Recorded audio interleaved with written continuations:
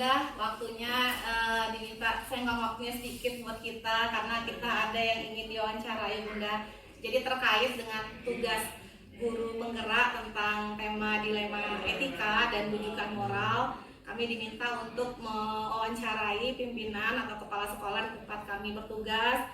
Dan nanti mohon izin juga Bunda, kami akan mewawancarai kepala sekolah yang terdekat dengan sekolah kita gitu. Nah, untuk kesempatan pagi ini kami mohon waktunya Bunda untuk bisa meluangkan waktunya sejenak ya Bunda ya. Mungkin ada beberapa pertanyaan, sebetulnya pertanyaannya sudah ada dari petunjuknya Bunda, jadi kami tinggal mengutarakannya ke Bunda biar kami dapat pengalaman dari Bunda tentang bagaimana menyelesaikan suatu permasalahan atau kasus-kasus yang ada di sekolah. Baik Bunda, yang pertama Bunda, bagaimana ya Bunda untuk mengidentifikasi suatu kasus bertemakan dilema etika atau bujukan moral? Menurut Bunda bagaimana ya Bun? Untuk mengidentifikasi kasus itu yang pertama seorang pemimpin itu harus melihat kondisi, situasi di sekolah yang dia pimpin.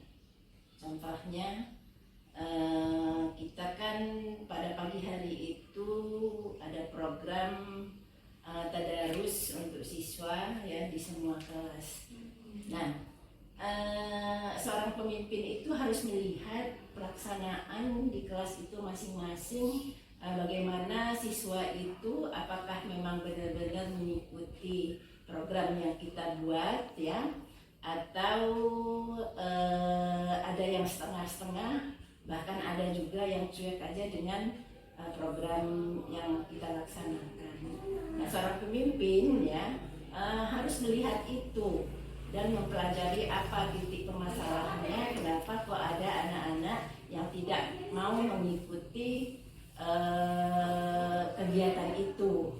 Nah, kemudian saya terutama ya di SMA 2 Gedung Tataan ini melihat bahwa anak-anak itu apabila kita guru yang ada di situ bisa mendampinginya, anak-anak itu ikut semangat untuk mengikuti program yang kita bentuk. Nah, di lain pihak ya, saya lihat di kelas-kelas yang lain, kalau nggak ada pendamping atau guru yang mendampinginya, anak-anak itu akan semaunya. Ada yang ikut ngaji, ada yang main HP sendiri-sendiri, ya. Ada juga yang ngobrol dengan kawannya, ada yang jalan ke sana sini. Nah, jadi itu bisa dijadikan suatu identifikasi apa sih permasalahannya. Nah, kemudian kita bandingkan, kelas 1 ditunggu, kelas yang lain tidak ditunggu. Oh, jadi intinya bahwa setiap program dari kita untuk anak-anak itu harus kita lakukan pendampingan, ya. Jadi bisa dicontohkan bahwa setiap kelas yang ditunggu oleh guru atau guru juga bersama-sama tadarus di situ, semua siswa itu akan senang ikut, ya, mengikuti program yang kita lakukan.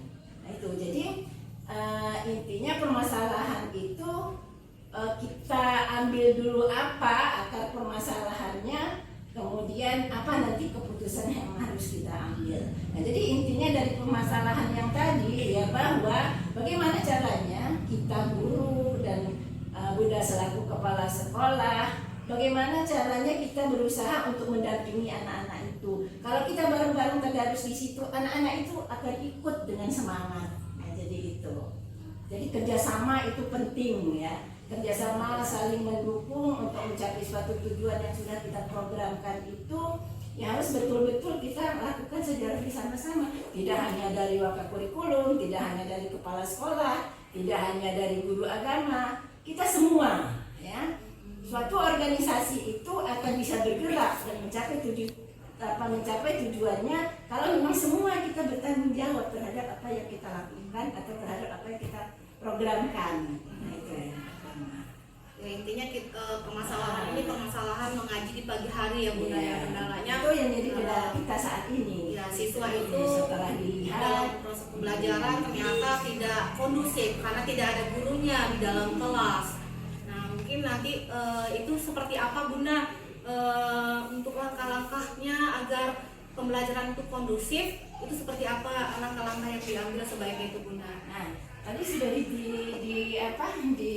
udah Bunda jelaskan ya bahwa kita bisa membandingkan antara guru yang antara kelas yang ada guru mendampingi dengan antara kelas yang tidak didampingi oleh guru. Nah, jadi secara pelan-pelan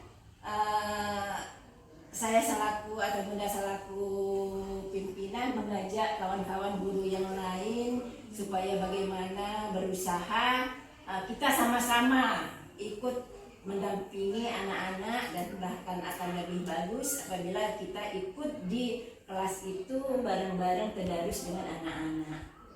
Nah, intinya kerjasama. Iya, jadi kalau bisa saya simpulkan Bu Swatri dari pertanyaan Bu Swatri tadi, bagaimana cara Bunda mengidentifikasi permasalahan, apakah itu sebuah dilema bagi Bunda atau tidak, itu dengan memantau ya Bunda ya, dengan melihat dengan melihat kondisi secara langsung gitu Bu Swatri. Lalu kira-kira ada kasus lain nggak Bunda yang kira-kira menurut Bunda di situ berisi dilema etika buat Bunda gitu? Ada nggak kasus lain gitu selama ini? Nah, selain itu ya, selain yang dengan siswa itu ada juga permasalahan yang kita sulit untuk memilihnya, dan bahkan ada mungkin keputusan yang menurut pihak lain itu mereka dikorbankan, tetapi kita harus mengambil sikap gitu ya, demi istilahnya kondusifnya sekolah kita, kemudian demi kenyamanan kita semua, suatu keputusan itu harus kita ambil. Nah, contohnya misalnya ada seorang pegawai kita, guru tidak puas dengan kinerjanya, semua kita tidak puas dengan kinerjanya, jadi kita sebagai pimpinan itu harus bijak kita berpihaknya kemana ya. Nah, tetapi kalau Bunda ya untuk mengambil suatu keputusan seperti itu ya, sudah otomatis kita harus berpihak kepada yang lebih banyak ya, kepada yang lebih majmuk gitu, kepada yang memang Imbasnya ke murid, imbasnya ke guru ya, membuat kenyamanan guru, membuat kenyamanan murid gitu. Jadi keputusan itu kita harus memikirkan yang lebih banyak dulu daripada yang individu. Nah, walaupun ya yang individu itu mungkin merasa dia terkorbankan, tapi itu pilihan ya. Nah, jadi dan juga kita tawarkan kepada yang memang membuat kita tidak nyaman, membuat kita tidak puas, mana yang ia pilih. Nah, kalau dia sudah memilih yang menjadi alternatif pilihan-pilihan kita, ya itu resiko gitu. Nah, jadi dia tidak bisa protes, itu udah pilihannya. Jadi kita harus misalnya dia merasa dirugikan, kita tidak bermaksud untuk merugikan. Apa yang dia pilih itu sudah merupakan pilihan dia dan sudah dia pertimbangkan untuk dia sendiri. Kita berpihak kepada yang banyak. Artinya itulah keputusan yang paling efektif ya Bunda ya, sudah terjawab harus kita pilih keputusan yang paling efektifnya. Mungkin bisa kita buka. Terus Bunda, apakah ada jadwal tertentu dalam sebuah penyelesaian kasus Bunda itu secara langsung atau menunggu efektifnya seperti apa? Nah, untuk jadwal secara langsung itu terlihat tergantung dengan permasalahan yang kita hadapi ya.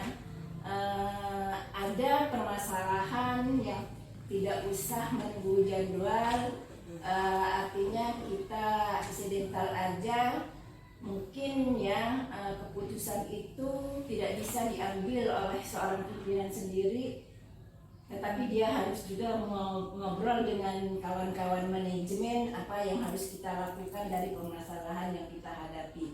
Jadi artinya bisa terjadwal ya, bisa mungkin dadakan, sebentar ya, bisa juga tertunda gitu. Artinya tertundanya begini, suatu keputusan yang memang berat yang harus kita lakukan itu misalnya harus ada pertimbangan dari atasan. Nah nggak mungkin kita bisa putuskan pada waktu itu. Nah ini yang harus kita jadwalkan. Kapan?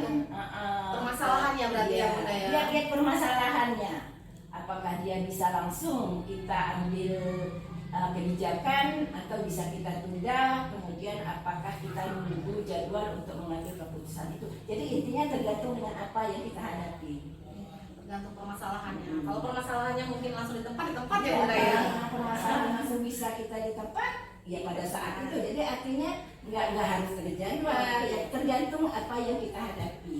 Permasalahan itu berat, ringan, atau bisa juga permasalahan itu harus ada pertimbangan-pertimbangan dari atasan kita. Pertanyaan selanjutnya kayaknya sudah terjawab itu ya. Siapa yang membantu Bunda dalam usaha pengambilan keputusan tadi sepertinya sudah ada manajemen. Yang jelas manajemen ya, kita harus ngobrol sama dia. Bagaimana sih ini ada masalah ini, apa yang harus kita lakukan? Ada yang bisa keputusan itu diambil oleh pimpinan itu sendiri. Nah itu mungkin yang ringan-ringan. Atau bisa kolaborasi dengan dinas juga ya Bunda ya. Kolaborasi minta pertimbangan dari dinas.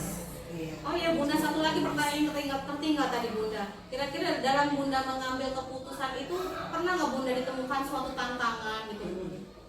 Nah ada juga sih contoh.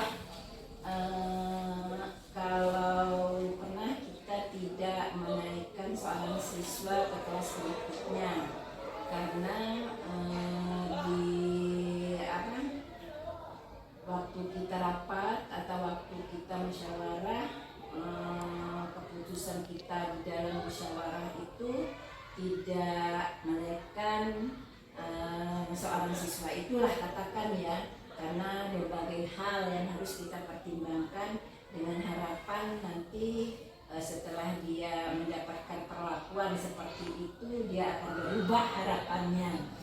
Nah kemudian ya tantangannya seperti ini, kadang-kadang orang tua atau pihak keluarganya itu tidak terima ya, tidak terima apa yang kita putuskan di dalam rapat. Nah, untuk menghadapi tantangan seperti itu, karena itu memang merupakan suatu keputusan yang kita putuskan secara bermusyawarah, seorang pimpinan itu jangan berubah keputusan itu, apapun tantangannya. Nah, jadi bagaimana caranya kita memberi penjelasan kepada pihak keluarganya tentang keputusan yang kita ambil. Nah, kalau memang kita punya argumen ya, punya argumen bahwa itu bukan maunya kepala sekolah, artinya yang membuat dia itu tidak naik adalah dia sendiri karena alasan 1, 2, 3 dan lain sebagainya, yang mudah-mudahan tantangan itu sih tidak akan berkelanjutan. Terus yang terakhir Bunda, ini pertanyaan terakhir dari semua hal yang telah Bunda sampaikan tadi, pembelajaran apa yang dapat dipetik dalam pengambilan keputusan di 5 etika? Nah, dari apa-apa yang tadi sudah Bunda sampaikan ya, pelajaran yang bisa kita petik bahwa sesuatu itu tidak akan bisa kita lakukan secara sendiri-sendiri. Walaupun saya sekuat tenaga contohnya mau merubah sekolah ini, kalau tidak ada dukungan dari kawan-kawan, baik itu dari manajemennya, guru-guru yang lain, kemudian dari orang tua, tidak akan bisa ya. Nah, tetapi kalau ada saling kerjasama, saling mendukung ya, saling kita menghargai. Nah itu mudah-mudahan apa yang kita akan lakukan itu bisa kita laksanakan dengan berbagai kebijakan. Bisa jalan ya. Intinya semua itu harus sama-sama kita dukung ya. Seperti kalian yang jadi guru, calon guru penggerak. Kalau kepala sekolah tidak mendukung, contoh mau diwawancarai ajang mimpi menteri, kan nggak jadi. Itu contoh kecil ya. Jadi nggak bisa semua itu kita tidak bisa berdiri sendiri. Karena memang sekolah itu merupakan suatu lembaga yang harus dikerjakan secara kerjasama. Kita saling merangkul, kita saling mendukung. Ya, betul sekali Bunda. Baik. Dari semua yang sudah saya simak dari Bunda, banyak sekali yang kita petik dan kita ambil untuk jadi bahan pelajaran buat kami Bunda. Terutama tadi sebagai seorang pemimpin kita harus kolaboratif ya Bunda ya. Kemudian kalau segala sesuatu jika sudah diputuskan itu harus dijalankan karena kan sudah melewati berbagai macam pertimbangan ya, proses pertimbangan. Ternyata tantangan juga ada tadi ya Bunda ya, bagi orang tua yang tidak memahami maksud dari kita itu untuk apa. Nah intinya keputusan itu harus bisa dipertanggungjawabkan ya tadi Bunda ya. Kemudian berpihak kepada semua orang ya, terutama intinya ke siswa ya Bunda ya.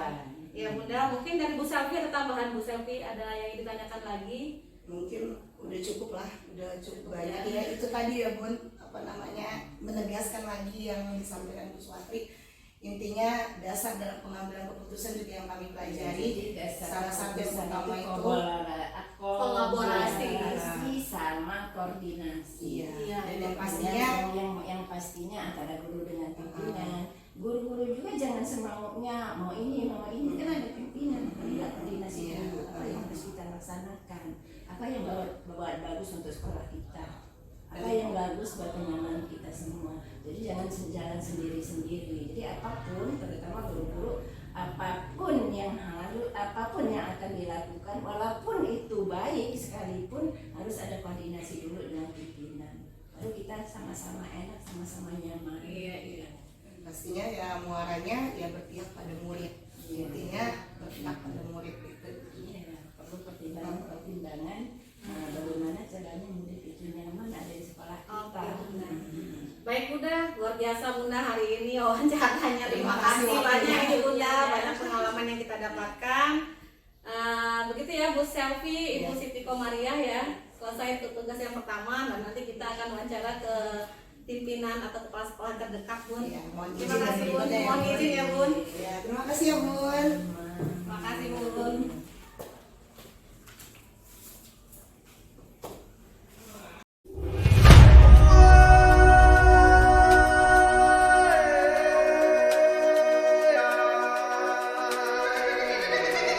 Assalamualaikum warahmatullahi wabarakatuh. Perkenalkan, saya calon guru penggerak dari SMA Negeri 2 Gedong Kataan. Nama saya Selvi, di samping saya ada Ibu Siti Komaria dan ada Ibu Selvi Dian Mariana. Kami bertiga dari SMA 2 Gedong Kataan dan kami berkunjung ke SMA Negeri 1 Bailima menemui pimpinan SMA 1 Bailima yaitu Bapak Yoharnes MSI. Ya Pak ya, jadi begini Pak, terkait dengan tugas kami di modul 3 guru penggerak. Di sini kami minta untuk mewawancarai tentang kita permasalahan atau kasus-kasus yang pernah dijalankan oleh Bapak sebagai pimpinan di SMA 1 dan di sini kami diminta buat tugas sih, satu mewawancarai kepala sekolah sendiri dan itu sudah kami laksanakan, dan sekarang kami diminta untuk mewawancarai kepala sekolah sekolah terdekat Pak Eo. Jadi mohon kiranya kesediaan Bapak, mohon bantuannya untuk membantu kami. Kami ingin berilmu lah ya bagaimana dalam memecahkan suatu permasalahan sehingga nanti kami juga untuk kedepannya bisa memecahkan suatu permasalahan yang ada Pak. Nah mungkin di sini nanti untuk pertanyaan-pertanyaannya itu sudah ada petunjuknya dari LMS kami. Kita langsung saja ya Pak Ya. atas ya informasinya. Bagaimana sih Pak Pak Yo mengidentifikasi tentang kasus-kasus yang bertemakan dilema etika atau bujukan moral? Seperti apa ya Pak ya yang Bapak ketahui tentang dilema etika atau permasalahan bertemakan bujukan moral begitu Pak? Atau bisa Bapak cerita juga permasalahan satu permasalahan saja yang terjadi, lalu bagaimana langkah-langkahnya dalam penyelesaiannya Pak? Jadi seperti itu Pak. Baik, saya ucapkan terima kasih. Yang pertama, ya kita betul-betul berhormat sudah didatangkan tamu-tamu dari SMA 2 Tataan. Ya, terus terang kami dari SMA 1 W5 bukan berarti menolak kedatangan Bapak Ibu semua yang ada di sini, karena kami juga banyak belajar. Ya, pertama saya sebagai kepala sekolah SMA 1 W5, apa yang Ibu sudah sampaikan terkait dengan guru penggerak dan memang salah satu program yang harus dijalankan, dan mudah-mudahan bukan hanya sekedar ilmu dan teori yang ada di kelas atau dikatakan, yang mudah-mudahan bisa dipraktekkan di kedepannya, ya, artinya untuk menjadi seorang sosok guru yang bisa didambakan oleh anak kita. Dari pertanyaan tadi yang pernah kami lakukan, kami sebagai pemimpin di satuan pendidikan, ternyata tidak mudah. Artinya memang untuk dilema etika tadi itu ya perlu yang namanya pertimbangan-pertimbangan yang harus digarisbawahi. Di sini ada yang namanya rapat, ya, ada koordinasi antara bidang kesiswaan atau guru, wali kelas, dan ada rapat semua guru dan dewan guru untuk menentukan kira-kira memang harus dibahas seperti itu terkait dengan kasus, misalnya ada anak berantem gitu. Nah, kebetulan ini memang kasusnya luar biasa gitu, pernah kejadian di daerah kita, ya, artinya harus didamaikan, ternyata mereka tidak bisa menerima, dan ini yang terpaksa kita mendatangkan aparat kepolisian, artinya untuk bisa mendamaikan, dan itu salah satu yang harus kita lakukan gitu. Ya, artinya tidak harus memang ke BK. Memang kalau memang seandainya kata memang kita bisa melakukan proses yang namanya anak ini mau berubah, cukup dengan BK penanganannya atau dengan wali murid atau wali kelas, ya, wali kelas. Dan andai kata memang wali kelas dan BK tidak mampu, larinya ke wakil bidang kesiswaan. Tapi kalau kesiswaan memang tidak mampu, ya kita adakan rapat, ya, masalah ini anak ini seperti apa. Ya, contohnya yang paling krusial adalah masalah tidak naik kelas, ya, masalah tidak kenaikan. Tadi salah satu dalam etika juga kan, salah satu bagaimana kita mengambil keputusan gitu. Artinya keputusan ini betul-betul berdasarkan musyawarah. Jangan mengambil keputusan pribadi, walaupun memang pemimpin berhak untuk mengambil keputusan, tapi kalau bisa kita adakan musyawarah dan mufakat, dan ini sama-sama memang harus kita ambil sama-sama, karena kita sebagai walaupun stakeholder pimpinan, tetap yang namanya bottom up dari bawah, seperti kasus-kasus ini perlu kita tahu, ya, yang mereka yang lebih tahu, ya, artinya ya banyak sekali yang kita tidak ketahui, kan gitu, ya, artinya mereka sudah mengetahuinya dari BK, mungkin wali kelas, dan mereka yang harus bisa memberikan keterangan yang jelas kepada pimpinan atau stakeholder yang ada di sekolahnya, seperti itu. Itu salah satu dari dilema etika. Kemudian kalau yang satu lagi bujuk kerayuan, itu memang banyak sekali teman-teman kita, masalah jam kehadiran, kemudian jam pulang, atau kita sepakati gitu, ada aturan gitu, ada aturan, jangan kita semau merekanya sendiri gitu, kita ada aturan, artinya kita ada sepakatan, ada rapat, kemudian ada berapa hitungan jam yang harus dipenuhi sebagai orang guru itu, artinya memang kita sepakatan. dan itu jangan ada keterpaksaan, apalagi kita masalah bujuk rayuan itu, masalah seperti itu ya kita hindarkan gitu. Kalau bisa kita hindarkan, karena sebagai pimpinan itu kita ada aturan.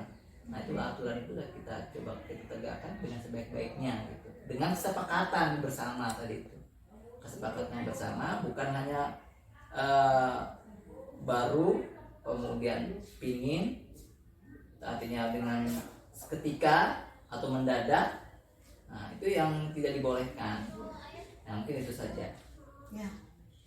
Ya, jadi kalau bisa saya simpulkan ya Pak ya, jadi Bapak mengidentifikasi sebuah permasalahan apakah dia termasuk dilema etika atau rujukan moral, yaitu mungkin dari perang batinnya Bapak juga ya, dari kayak misalnya contohnya gini Bapak, kayak terakhir Bapak bilang tadi, Bapak dihadapkan pada secara contoh nyata ya Pak ya, boleh mungkin saya ini keputusan di akhirnya seperti apa tuh, di akhirnya Bapak menghadapi yang guru yang tadi waktu mengajarnya ya. Nah itu contoh kasusnya seperti apa, boleh benar, tapi bisa pakai nama samaran juga nggak apa-apa sih Pak.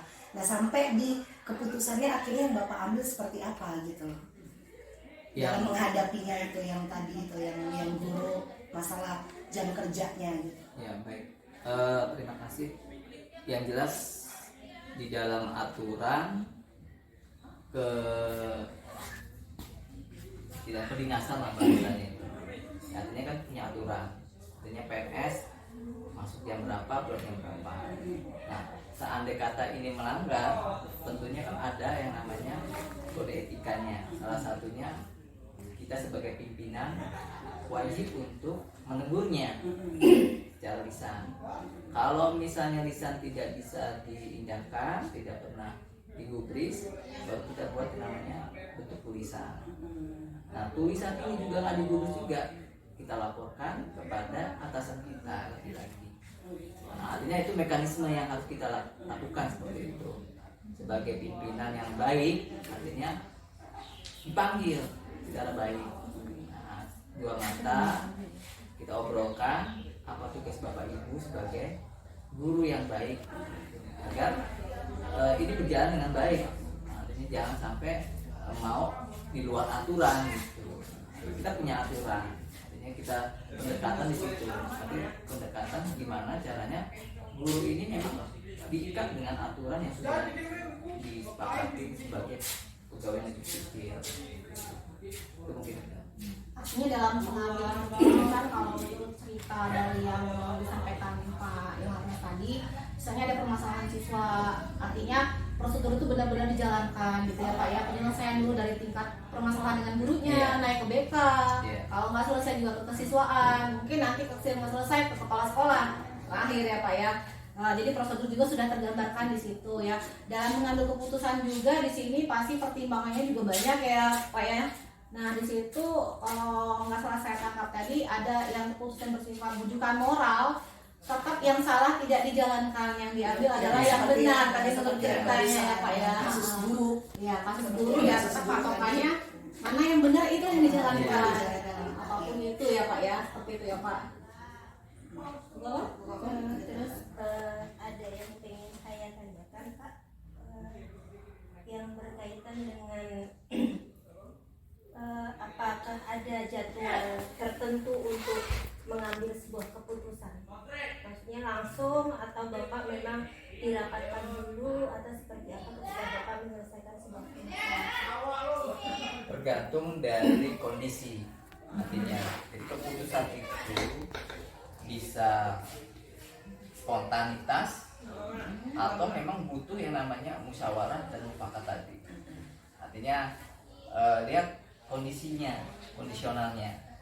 Artinya nggak mungkin lah kita mengambil keputusan harus nunggu dulu, rame-rame dulu, dibutuhkan tepatnya. Berarti kondisional aja. Tergantung permasalahannya ya Pak ya.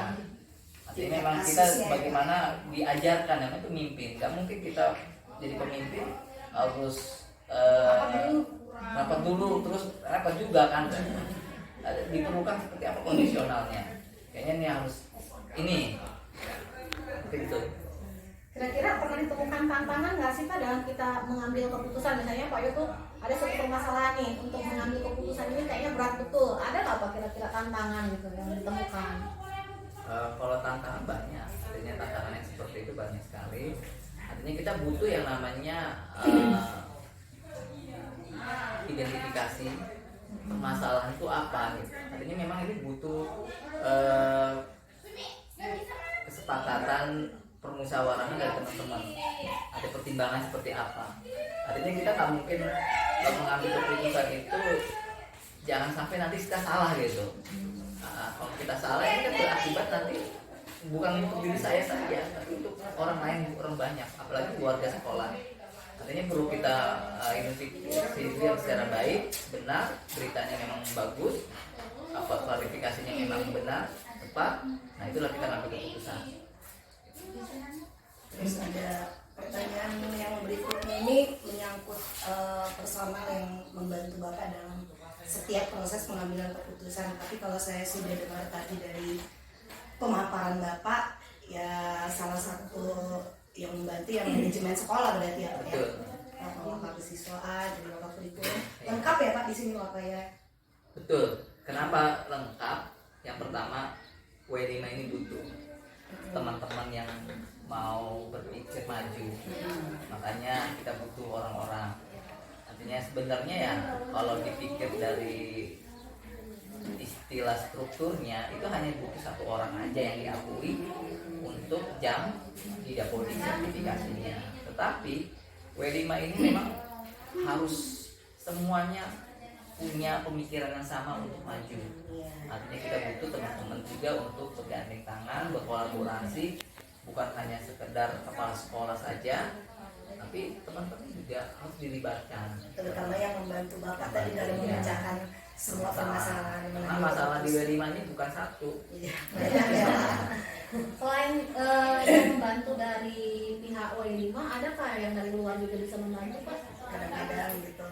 Kalau dari luar, Tadi kasus anaknya mungkin salah kepolisian. satunya Kepolisian atau kita bekerja sama dengan kepolisian karena alhamdulillah sudah ada polsek subsektor, nah namanya polsek subsektor, artinya itu sudah setingkat sama dengan sektor wilayah kecamatan. Artinya kita sering sanding, silaturahmi, artinya mereka siap kalau ada permasalahan di sekolah mereka bantu. Yang kedua dari aparat desa. Dari aparat desa setiap kegiatan rapat komite sekolah kita melibatkan mereka, kita panggil aparatnya. Yang tergabung dalam komite sekolah gitu. Iya, bukan hanya sekedar dia jadi pengurus, tapi kalau bisa dia menjadi sosok yang bisa tokoh masyarakat yang ada di sekitar Batu Raja ini bisa membangun dan menjaga keamanan gitu. Kemarin kami minta untuk Kades Batu Raja ya sampaikan kepada wali murid bahwa SMA 1W5 aman, dijamin, dan dia hadir memberikan pernyataan itu kepada wali murid seperti itu. Baik Bapak, ini pertanyaan terakhir dari kami. Dari semua hal yang telah Bapak sampaikan tadi sudah Bapak jabarkan kepada kami, pembelajaran apa yang dapat dipetik dalam pengambilan keputusan di lima itu hari ini Pak? Baik, pelajaran yang kita petik dalam mengambil masalah kita ini memang dilematis. Yang jelas kita berpegang namanya aturan. Itu prinsip pertama, aturan. Ya, kalau kita nggak punya aturan, itu akan sulit sekali kita untuk mengambil keputusan, apalagi keputusan yang kira-kira memang berat bagi kita. Ya. Tapi kalau kita sudah punya dasarnya, ya udah punya aturan atau tata tertib yang ada di sekolah, ya semua jadi mudah gitu. Nggak ada yang susah. Ya, artinya memang bagaimana kitanya aja gitu. Artinya kita dituntut ya namanya gaya-gaya pemimpin yang beda-beda ya. Artinya kita punya tersendiri masalah gaya pemimpin. Beda dengan gaya pemimpin di SMA yang lain gitu. lihat kondisi sekolahnya juga seperti itu kan gambarannya. Pak. Jadi intinya dalam pengambilan keputusan yang pokok di sini adalah lihat peraturannya Iya, ya, Pak, ya. betul. Kemudian pastinya kolaboratif Iya. Pak, ya dengan warga sekolah, manajemen sekolah ya Pak ya. Ini yang bisa saya tangkap karena yang namanya suatu keputusan pastinya berpihak kepada murid kalau kita di sekolah ya Pak ya. Siap. Karena memang harus bisa dipertanggungjawabkan Iya. sebagai hal seperti itu ya Pak ya. Dan mengandung nilai-nilai kebajikan lah untuk kita semua. Luar biasa Pak ya Dan harus dapat dipertanggungjawabkan. iya, Kan. dipertanggungjawabkan luar biasa. Kita banyak hal yang bisa kita Yang kita dapatkan ambil. hari ini. Intinya itu tadi kalau di sini kita dapatkan ingat peraturannya dulu Iya, gitu. biar aturannya. Iya. Jadi menggiring orang juga untuk sadar gitu. Iya. Ya mudah-mudahan kedepannya ini bekal buat kami bila suatu saat nanti kami ditemukan atau dihadapkan pada suatu permasalahan yang sama-sama benar mana yang paling tepat, lihat peraturannya dulu. Atau nanti atau bujukan moral, ini benar, ini salah, mana yang kita ikuti yang benar gitu ya Pak ya. Betul. Jangan mudah tergoda dengan bujuk rayuan, kesenangan seketika gitu ya. Jangan payu. Ya mungkin itu Pak Yoharnes, terima kasih banyak atas ilmu yang diberikan ke kami untuk modal kami. Terima kasih juga atas waktu yang telah diberikan, bahkan kami juga dijamu ya Bu Selvi, Bu Kokom. Ya mungkin hanya itu ya Pak ya, terima kasih kami ucapkan dan akhirnya assalamualaikum warahmatullahi wabarakatuh. Waalaikumsalam warahmatullahi wabarakatuh.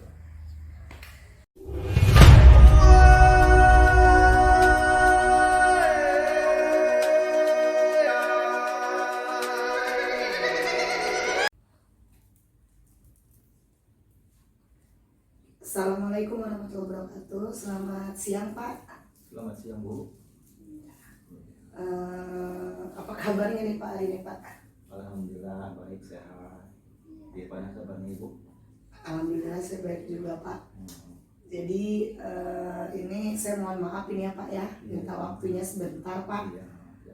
Saya dapat tugas gitu dari kebetulan saya ikut program guru penggerak. Jadi kami ada tugas untuk mewawancarai pimpinan yang ada di sekitar tempat kami bertugas. Oh, iya. Nah, jadi ini pimpinannya itu ada 3 Pak. Jadi saya ini masih baru 2. Jadi saya minta tolong kesediaannya kepada Pak Kusnadi untuk bersedia untuk saya wawancarai pada pagi hari ini Pak. Kira-kira nggak ngeganggu ini ya Pak ya? Oh enggak. Baik Pak. Jadi wawancara kita pada pagi hari ini tentang sebuah pengambilan keputusan Pak. Jadi sebagai pimpinan berdasarkan materi yang saya pelajari di sini, jadi kalau sebagai pimpinan itu ada saatnya kita diketemukan oleh suatu momen, suatu kejadian, suatu peristiwa yang membuat seorang pemimpin itu harus mengambil keputusan yang bijak, gitu. Nah, dalam pengambilan keputusan itu Pak, dia ada 2 tipe kalau berdasarkan yang saya pelajari di sini.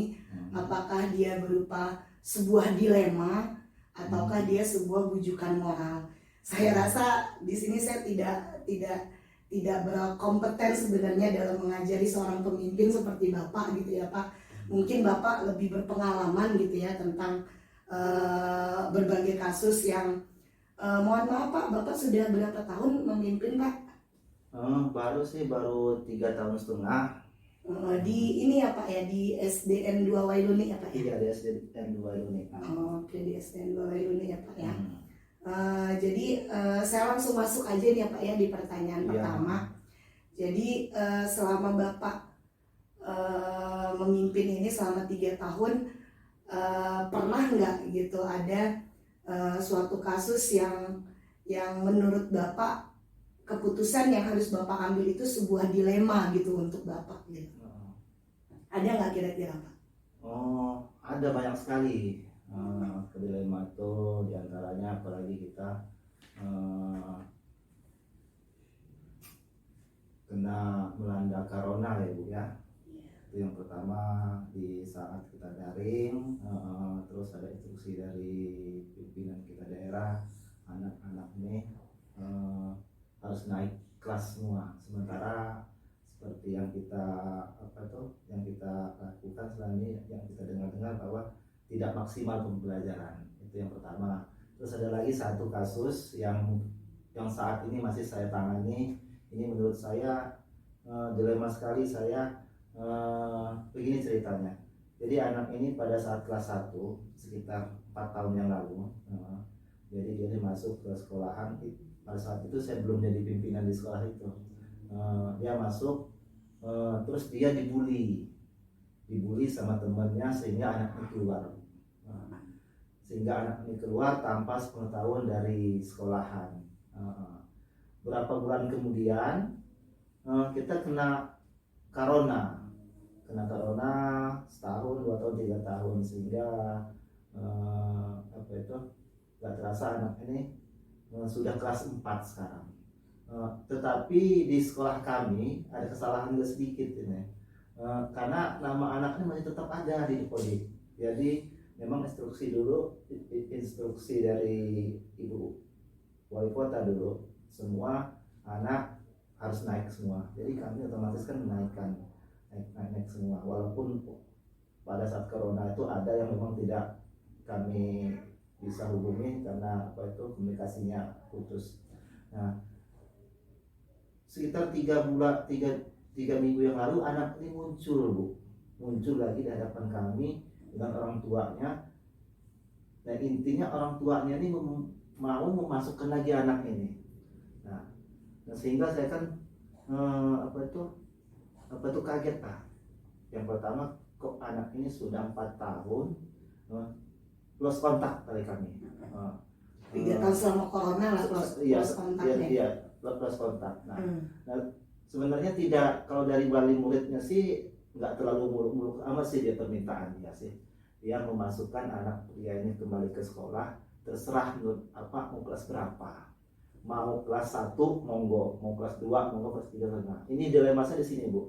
Di satu sisi anaknya apabila saya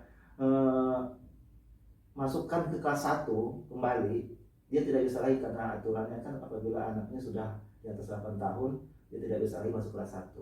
Nah, itu yang pertama. Terus yang kedua, apabila juga saya paksa dia di kelas 1, di psikologis anaknya pasti akan terganggu.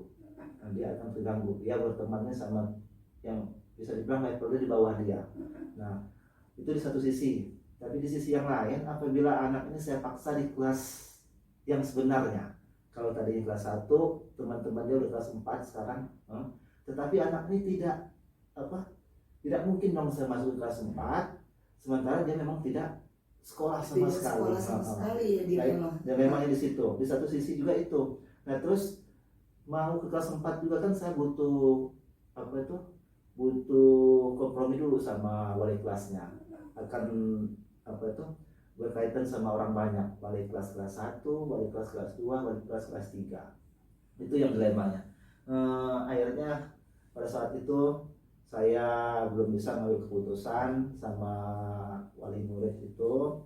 Saya bilang sama wali itu, kasih saya kesempatan Pak, saya bilang, karena saya terus terang juga ngomong sama wali murid itu, bagaimanapun juga Bu, saya bilang, anak yang harus kita ini kan, jangan sampai anak ini terlantar, jangan sampai gara-gara dia nggak sekolah akhirnya dia keluar putus benar. Kita nggak tahu Bu, sebenarnya nasib anak ini di kemudian hari. Bisa jadi saya bilang tamatan dari SD 2 unit ini bisa jadi nanti menteri atau jadi apa sebenarnya. Jadi kita nggak bisa lihat dari sekarang. Kita harus dukung segala macam. Nah akhirnya orang tuanya ini pulang dan saya akhirnya kompromi lah Bu sama ya mungkin yang berkepentingan di sekolah ya mungkin wakalnya, terus guru dan staf segala macam, saya minta pendapat mereka sehingga bermacam-macam lah Bu. Ada yang ngebolehin, ada juga yang tidak ngebolehin, yang dalam arti terkutipnya enak amat katanya masa dia tidak sekolah mau masuk langsung kelas 4.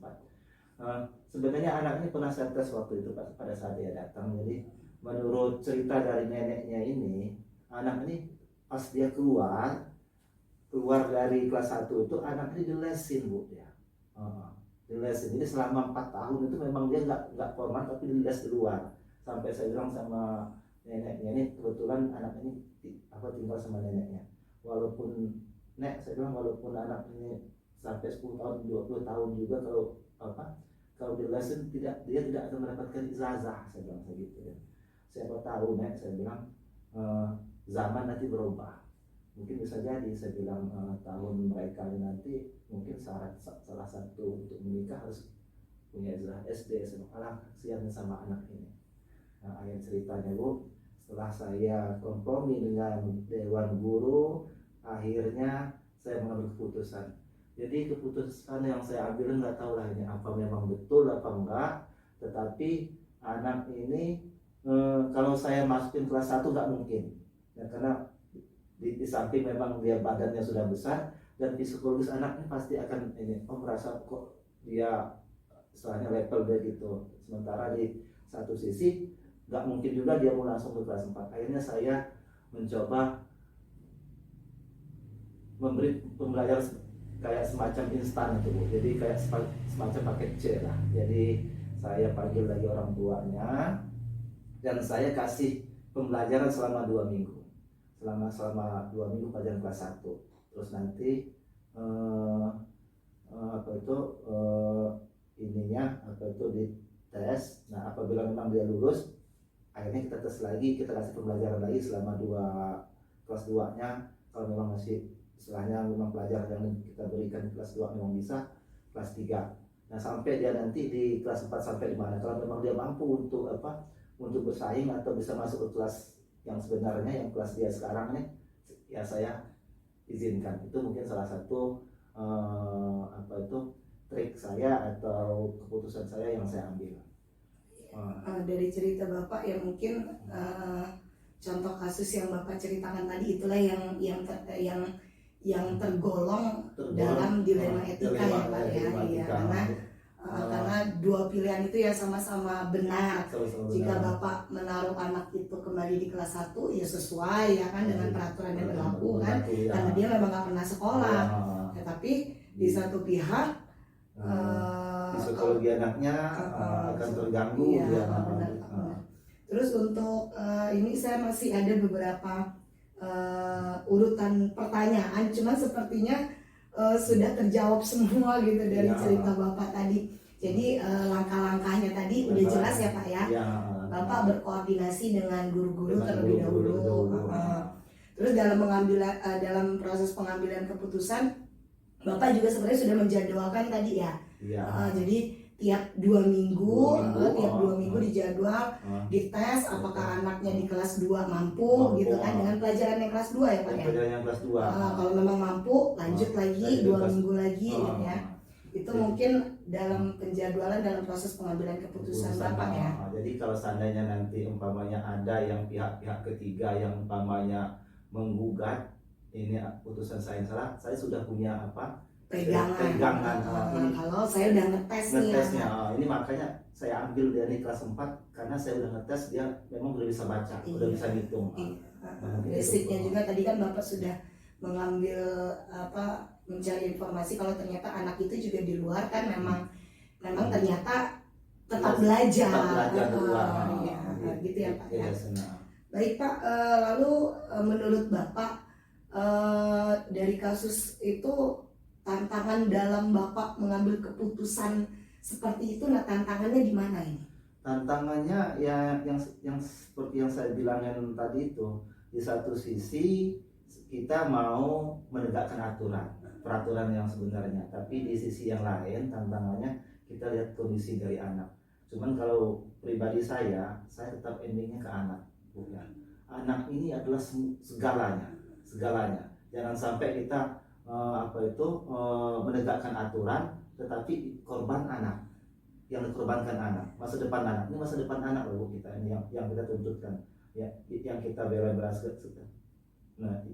sekarang ini. Siapa tahu anak ini nanti di kemudian hari dia ini menjadi orang besar, menjadi orang besar. Gak usah jadi orang besar lah Bu, umpamanya. Karena kita nggak tahu Bu, hari ini aja beda dengan hari besok. Apalagi umpama 10 tahun yang akan datang. Nah minimal anaknya harapan kita dia punya lah ijazah SD lah minimal. 4 tahun nanti kan seperti saya bilang tadi itu syarat untuk menikah harus punya ijazah SD. Nah kalau dia nggak punya ijazah SD, nah ini yang kita harus kita dorong sama anak-anak, yang sampai dia sedikit berhenti sekolah. Karena di awal yang cerita dari ibu dia ini juga, awal dia tuh keluar dari kelas 1 itu karena dibully, cerita dia. Cerita dia mungkin itu aja tantangannya. Itu ya Pak ya, di situ ya Pak ya. Terus pihak-pihak yang membantu Bapak ya tentu saja Dewan Guru ya Pak. Dewan Guru termasuk orang tua juga partisipasi jadi pada saat saya memberikan asesmen atau penilaian anak tadi itu, saya bekerja sama orang tuanya sama neneknya di rumah. Jadi saya berikan pembelajaran selama 2 minggu, orang tuanya atau keluarganya di rumah itu mengontrol. Jangan sampai kalau memang betul-betul istilahnya anak ini memang mau kita bantu. Ya, mungkin itu aja. Baik, ini menarik sekali ya Pak ya. Jadi kasus yang Bapak hadapi.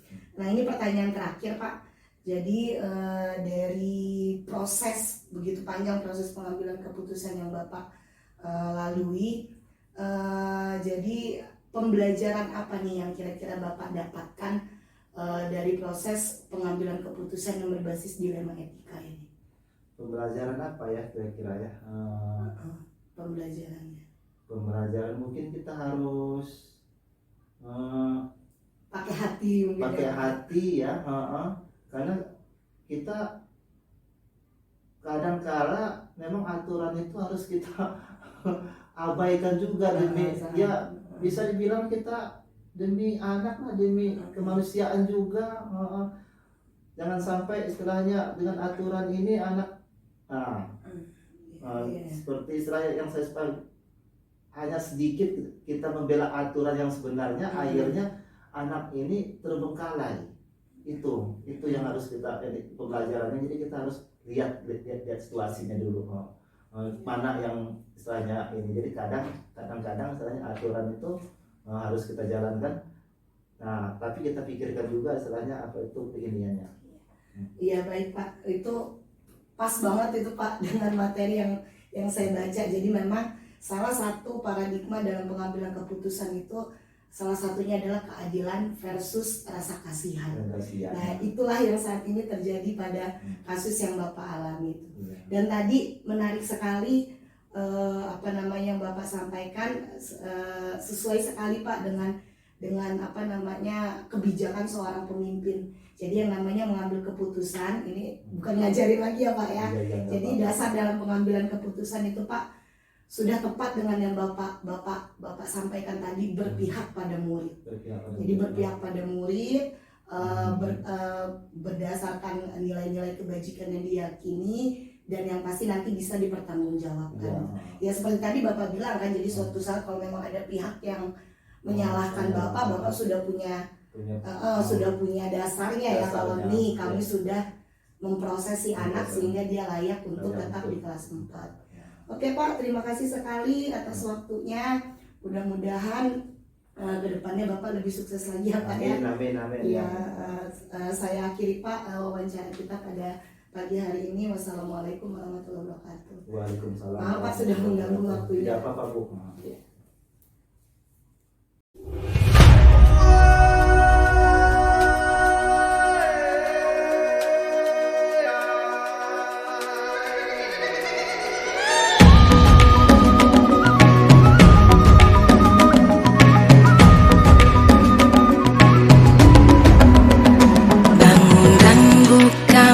Matamu, saatnya meraih mimpimu.